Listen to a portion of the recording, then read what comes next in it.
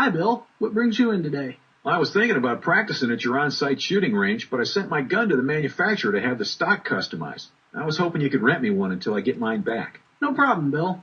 We rent out just about every make and model we sell. Just let Carla here know what you need. I'd like to try a 20 gauge if you have one on hand. We sure do. Do you need ammunition as well?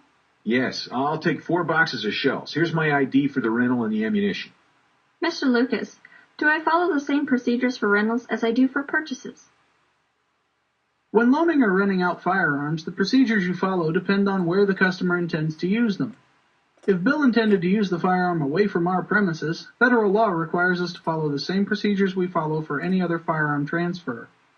Complete Form 4473, run a NICS background check, and record the transaction in the record of receipt and disposition.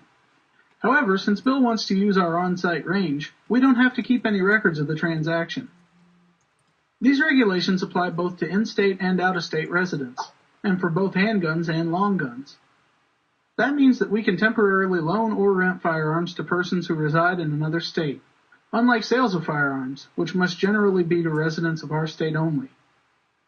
There are also some new regulations concerning non-immigrant aliens. Non-immigrant aliens generally are persons traveling temporarily in the United States for business or pleasure, persons studying in the United States who maintain a foreign residence abroad, and certain foreign workers. Non-immigrant aliens generally are prohibited from possessing or purchasing firearms and ammunition in the United States. But there are exceptions to this general prohibition. As long as a non-immigrant alien possesses a valid, unexpired hunting license from a state within the United States, we may rent firearms to them to hunt, or to use at our shooting range. And the hunting license can be from any state. It does not have to be from the state where our business is located.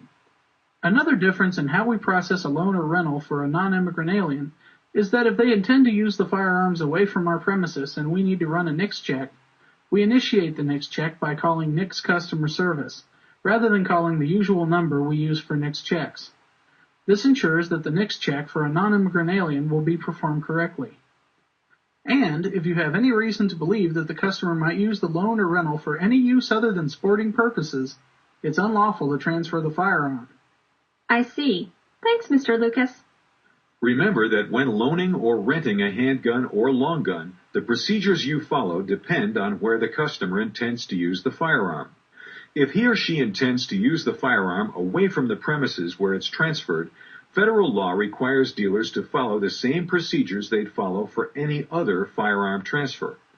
But if the customer wants to use an on-site facility, the dealer doesn't have to keep any records, and residency requirements do not apply to temporary loans or rentals of firearms for lawful sporting purposes.